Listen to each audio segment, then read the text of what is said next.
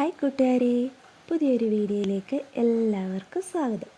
ഇന്ന് ഞാൻ പോകാൻ പോകുന്നത് നമ്മുടെ പന്തളത്തുള്ള നമ്മുടെ ഉളനാട്ടിലെ ഉണ്ണിക്കണ്ണനെ കാണാൻ വേണ്ടിയിട്ടാണ് കേട്ടോ. അവിടെ എല്ലാ മാസവും രോഹിണി നാളിൽ ഒരു പൂജ നടക്കുന്നുണ്ട്. അതിൽ പങ്കെടുക്കുന്നതിന് വേണ്ടിയിട്ടാണ് പോകുന്നത്.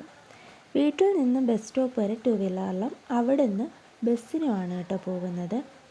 അങ്ങനെ 2 വീലറിൽ പോയി വണ്ടിയൊക്കെ പാർക്ക് ചെയ്തു അവിടുന്ന് ബസ് കയറാനായിട്ട് നടക്കുകയാണ് കേട്ടോ. ഞങ്ങളുടെ കടയുടെ പാർക്കിംഗ് ഏരിയയിൽ തന്നെയാണ് കേട്ടോ വണ്ടി പാർക്ക് ചെയ്തേക്കുന്നത്. അതിനുശേഷം ഞാൻ ബസ് സ്റ്റോപ്പിലെത്തി. അവിടെ ഇപ്പോഴത്തേക്ക് പ്രൈവറ്റ് ബസ്സാണ് കിട്ടിയത് കേട്ടോ. പന്തളം പ്രൈവറ്റ് ബസ്സാണ് കിട്ടിയത്. രാവിലെ സൈഡ് സീറ്റിലിരുന്ന് പാട്ടൊക്കെ കേട്ടുപോകാൻ എന്താ ഫീലാണല്ലേ.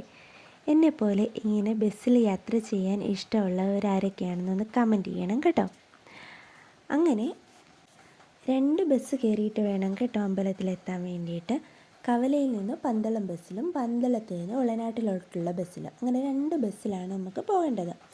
അങ്ങനെ പന്തളത്ത് ചെന്നു. പന്തളത്ത് നിന്ന് ഉളനാട്ടിലോട്ടുള്ള ബസ് അടുത്തതിൽ കയറി കേട്ടോ. അങ്ങനെ അമ്പലത്തിലാണ് എത്തിയിരിക്കുന്നത്. ഏകദേശം 2000 ആളുകളിൽ കൂടുതൽ പങ്കെടുക്കുന്ന ഒരു പൂജയാണ് കേട്ടോ ഇത്. ഈ ഭാഗമാണ് കേട്ടോ ഇവിടുത്തെ ഗ്രൗണ്ട് ഏരിയ, അതായത് അമ്പലത്തിൻ്റെ താഴ്ഭാഗം. വണ്ടികളൊക്കെ പാർക്ക് ചെയ്യുന്നതും ബസ് സർവീസ് ഉണ്ട് ഇവിടെ. ബസ്സുകളൊക്കെ നിർത്തിയിടുന്നതെല്ലാം ഇവിടെയാണ് കേട്ടോ. ഇതാണ് അത്യാവശ്യം നല്ലൊരു ഗ്രൗണ്ടാണ് കേട്ടോ. ഇപ്പം പൂജയും കാര്യങ്ങളും നടക്കുന്നത് കൊണ്ട് ആ സൈഡിലായിട്ട് ഷീറ്റൊക്കെ ഇട്ട് അവിടെ ഭക്തജനങ്ങൾക്ക് ഇരിക്കാനുള്ള ഒരു സൗകര്യം ഒരുക്കിയൊക്കെയാണ്. ഫസ്റ്റ് നമ്മൾ ചെന്ന് കയറുമ്പോൾ തന്നെ നമ്മൾ കാണുന്നത് കാളിയമർദ്ദനത്തിൻ്റെ ഒരു രൂപമാണ്. അത് നല്ലൊരു പ്രത്യേക ഒരു ഭംഗിയാണ് കേട്ടോ. നമ്മൾ ഫസ്റ്റ് ചെന്ന് കയറുമ്പോൾ തന്നെ അത് കാണാൻ പറ്റുന്നത്. അതിനോടടുത്തായിട്ട് തന്നെ നമുക്ക് അടുത്തതായിട്ടുള്ളത് കാവൽ മാടസ്വാമി സന്നിധിയാണ് കേട്ടോ. അതിൻ്റെ അടുത്ത് തന്നെയാണ് കായൽ മാടസ്വാമി സന്നിധി. അതാണ് കാണാൻ പറ്റുന്നത്. അവിടെയും നമുക്കൊരു പ്രത്യേക ഒരു വൈബാണ്. വലിയൊരു ആൽമരം, അതിൻ്റെ ചുവട്ടിൽ കായൽ മാടസ്വാമിയുടെ ബിംബങ്ങളും കാര്യങ്ങളും ഒക്കെ വെച്ചേക്കുന്നത് കാണാൻ ഒരു പ്രത്യേക ഭംഗിയാണ്. അതിന് താഴെയായിട്ട്, അതായത് നമ്മൾ അമ്പലത്തിലോട്ട് സ്റ്റെപ്പ് കയറി പോകണം.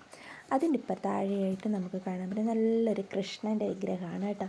ആ ഒരു പ്രത്യേക ഭംഗിയാണ് ഈ കൃഷ്ണ വിഗ്രഹം കാണാൻ. നമ്മൾ ഒരു തവണ കണ്ടാൽ നമ്മൾ വീണ്ടും വീണ്ടും നമ്മളതിൽ നോക്കി നിന്ന് പോകും. അതേപോലെ ഒരു ഭംഗിയാണ്. ഇത് അധികം നാളായിട്ടില്ല വെച്ചിട്ട്. ഇതിൻ്റെ പ്രതിഷ്ഠയൊക്കെ കുറച്ച് നാളായതേ ഉള്ളൂ കേട്ടോ വെച്ചിട്ട്. പ്രത്യേക ഒരു അഴകാണ് കാണാൻ വേണ്ടിയിട്ട്. അങ്ങനെ ഇതിനോട് ചേർന്നായിട്ടാണ് ഒരു പൂന്തോട്ടമൊക്കെ ഉണ്ട് കേട്ടോ. ചെറിയ നല്ല മനോഹരമായിട്ടൊരു പൂന്തോട്ടം. അതായത് സ്റ്റെപ്പിൻ്റെ അപ്പുറവും ഇപ്പുറവും ആയിട്ട് അടിപൊളിയായിട്ട് ചെറിയൊരു പൂന്തോട്ടമാണ് അവിടെ സെറ്റ് ചെയ്തേക്കുന്നത്. ആ സെറ്റ് ചെയ്തേക്കുന്നതിൻ്റെ അകത്ത് തന്നെ ഒരു കൃഷ്ണൻ വിഗ്രഹം, കാളിയമർദ്ദനത്തിൻ്റെ ഒരു രൂപം വച്ചിട്ടുണ്ട്. അത് കഴിഞ്ഞ് ഇതാണ് സ്റ്റെപ്പ്. ഇതാണ് അമ്പലത്തിൻ്റെ ഫ്രണ്ട് വശം. വെയിലടിക്കാതിരിക്കാൻ വേണ്ടി ഷീറ്റിട്ടേക്കാണ് കേട്ടോ. ഷീറ്റല്ല. അങ്ങനെ അമ്പലത്തിലെത്തി രസീതൊക്കെ എടുത്ത് പൂജയ്ക്കായിട്ട് തയ്യാറായി. ഈ ഒരു അമ്പലത്തിൽ മാത്രം ഞാൻ കണ്ടുവരുന്ന ഒരു പ്രത്യേകതയാണ്, നമ്മൾ 100 രൂപയാണ് ഇവിടെ പൂജയ്ക്കുള്ള രസീത്. 100 രൂപ കൊടുത്ത് പൂജയ്ക്കുള്ള രസീത് എടുത്ത് നമ്മൾ എവിടെയാണോ പൂജ ചെയ്യാനിരിക്കുന്നത് നമ്മൾ അവിടെ ഇരുന്ന് കഴിയുമ്പോൾ ഇവിടെയുള്ള വോളണ്ടിയേഴ്സ്മാർ നമുക്ക് പൂജയ്ക്ക് ആവശ്യമായിട്ടുള്ള എല്ലാ സാധനങ്ങളും, വാഴയില, വെറ്റില, തിരി, പൂവ്, കിണ്ടി, വിളക്ക്, അങ്ങനെയുള്ള എല്ലാ സാധനങ്ങളും നമ്മൾ എവിടെയാണോ ഇരിക്കുന്നത് നമ്മുടെ മുമ്പിൽ തന്നെ ആ വോളണ്ടിയേഴ്സ്മാർ കൊണ്ടുതരും കേട്ടോ. അത് ഈ ഒരു അമ്പലത്തിൽ മാത്രം ഞാൻ കണ്ടുവരുന്ന ഒരു പ്രത്യേകതയാണ് കേട്ടോ. അങ്ങനെ പൂജയ്ക്കൊക്കെ ഇരുന്നു. എല്ലാ സാധനങ്ങളും നമ്മുടെ ഫ്രണ്ടിൽ കിട്ടി. അമ്പലത്തിന് ചുറ്റും ആളുകളാണ് കേട്ടോ. ഒരുപാട് കോമ്പൗണ്ട് ഉണ്ട്. 10,000-2000 പുറത്ത് ആളുകൾക്ക് ഇരിക്കാമുള്ള അത്രയും സ്പേസാണ് അവിടെ ഉള്ളത്.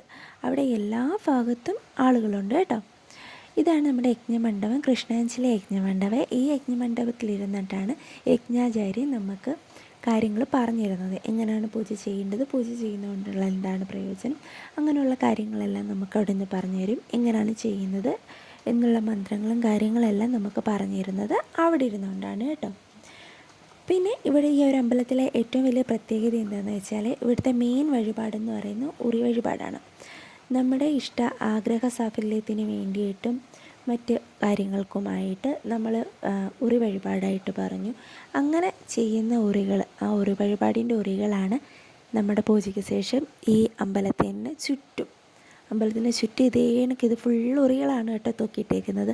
നല്ല ഭംഗിയാണ്. പല കളറിലുള്ള ഉറികൾ ഇങ്ങനെ തൂങ്ങി കിടക്കുന്നതാണ്. നല്ലൊരു പ്രത്യേക ഭംഗിയാണ് കേട്ടോ. അടുത്തതായിട്ട് ഇതെന്താണെന്ന് വെച്ചാൽ നമ്മുടെ കൃഷ്ണ ചൈതന്യത്തെ ശ്രീകോവിലിനുള്ളിൽ നിന്നും ആനയിച്ച് നമ്മുടെ യജ്ഞമണ്ഡപത്തിലേക്ക് കൊണ്ടുപോകുന്ന ഒരു രംഗമാണ് കേട്ടോ ഇത് എല്ലാ പൂജയ്ക്കും എല്ലാ മാസത്തിലെ എല്ലാ പൂജയ്ക്കും ഇങ്ങനെ ചെയ്യാറുണ്ട്. നമ്മുടെ ശ്രീകോവിലിൽ നിന്നും കൃഷ്ണ ചൈതന്യത്തെ ആവാഹിച്ച് യജ്ഞമണ്ഡപത്തിൽ ഇരുത്തിയതിന് ശേഷമാണ് അവിടെ പൂജകൾ തുടങ്ങുന്നത്. നമ്മുടെ ഈ പൂജയുടെ ഇടയിൽ രോഹിണിയൂട്ട് നടത്താറുണ്ട് കേട്ടോ. ഈ രോഹിണിയൂട്ട് വഴിപാടായിട്ട് നടത്തുന്ന ഫാമിലി ആരാണോ നടത്തുന്ന ആ ഫാമിലിയാണ് നമ്മുടെ കൃഷ്ണ ചൈതന്യത്തെ ശ്രീകോവിലിനുള്ളിൽ നിന്നും യജ്ഞമണ്ഡപത്തിലേക്ക് ആനയിച്ചുകൊണ്ട് പോകുമ്പോൾ കൂടെ പോകുന്നത് കേട്ടോ. അങ്ങനെ അതിനുശേഷം നമുക്ക് പൂജകളൊക്കെ സ്റ്റാർട്ട് ചെയ്തു.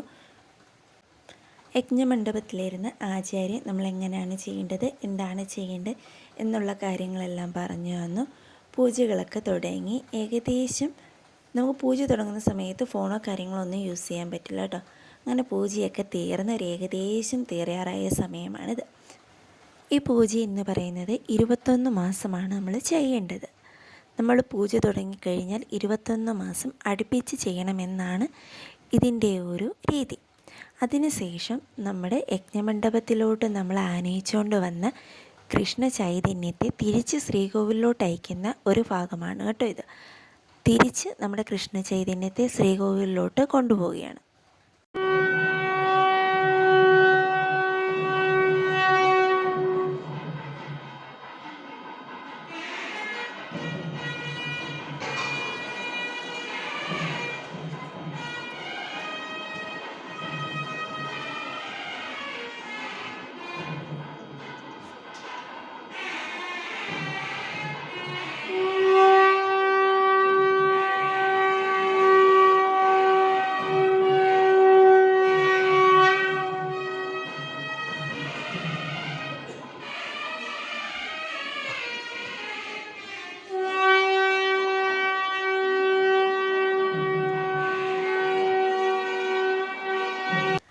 അങ്ങനെ പൂജയൊക്കെ കഴിഞ്ഞ് തൊഴാനുള്ള ക്യൂ ആണ് കേട്ടോ ഇത്. അങ്ങനെ ക്യൂ ഒക്കെ നിന്ന് നമ്മൾ ശ്രീകോവിലിൽ കയറി തൊഴുതിറങ്ങുമ്പോൾ നമുക്ക് അവിടെ നിന്ന് പ്രസാദമായിട്ട് ഉണ്ണിയപ്പം തരും. ഒരു ഉണ്ണിയപ്പവും ഒരു രൂപ കോയിനും ശലം ഭസ്മവുമാണ് അവിടെ നിന്ന് നമുക്ക് കിട്ടുക. അങ്ങനെ അതിന് ശേഷം ഇത് താഴ്ഭാഗമാണ് കേട്ടോ. ഞാൻ അന്നദാന സദ്യ കഴിക്കാൻ വേണ്ടിയിട്ടുള്ള ക്യൂ ആണിത്. 3 സെക്ഷനായിട്ടാണ്. മുകളിൽ 2 ഭാഗത്തും താഴെ ഒരു ഭാഗത്തും. താഴെയാണ് കുറച്ച് തിരക്ക് കുറഞ്ഞത്, എന്നാലും അത്യാവശ്യം നല്ല തിരക്കാണ് കേട്ടോ അന്നദാനം കഴിക്കാൻ വേണ്ടിയിട്ട്. അങ്ങനെ ക്യൂ ഒക്കെ നിന്ന് അന്നദാനമൊക്കെ വാങ്ങി കേട്ടോ. 2 ബസ്സുകളാണുള്ളത്. അത് ഒരു 3 ട്രിപ്പൊക്കെ എടുക്കേണ്ടി വരും. അതായത് പന്തളത്തേക്കും പത്തനംതിട്ടയിലേക്കുമാണ് ഇവിടുന്ന് ബസ് സർവീസുള്ളത്. കൂടാതെ ഓട്ടോകളും ഉണ്ട് കേട്ടോ. അങ്ങനെ ക്യൂ ഒക്കെ നിന്ന് അന്നദാനമൊക്കെ വാങ്ങി. അത്യാവശ്യം നല്ലൊരു പ്രത്യേക ടേസ്റ്റാണ് കേട്ടോ ഇവിടുത്തെ അന്നദാനത്തിന്. അങ്ങനെ അന്നദാനമൊക്കെ കഴിച്ചതിന് ശേഷം തിരിച്ച് പോകാൻ ഇറങ്ങി കേട്ടോ. ഞാൻ ബസ് കാത്തുള്ള നിൽപ്പാണിത്. പന്തളം വരെ ബസ്സിന് KSRTC ബസ്സിന് പോയിട്ട് അവിടുന്ന് പ്രൈവറ്റ് ബസ്സിന് പോകാം എന്നാണ് ഉദ്ദേശിക്കുന്നത്. അങ്ങനെ ബസ്സൊക്കെ കിട്ടി തിരിച്ച് വീട്ടിലെത്തി. എൻ്റെ ഈ ചെറിയ വീഡിയോ ഇഷ്ടപ്പെട്ടെങ്കിൽ എല്ലാവരും ലൈക്ക് ചെയ്യുക, കമൻറ്റ് ചെയ്യുക, ഷെയർ ചെയ്യുക. Thank you for watching.